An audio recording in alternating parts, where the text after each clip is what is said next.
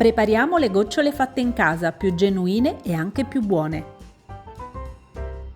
Mezz'ora prima di iniziare tenete in freezer le gocce di cioccolato.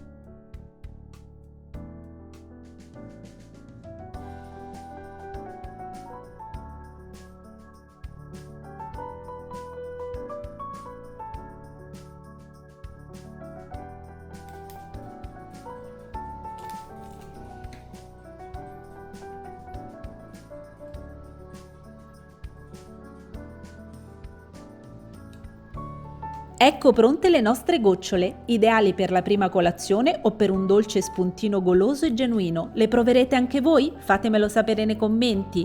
Alla prossima ricetta e un saluto da Paolina.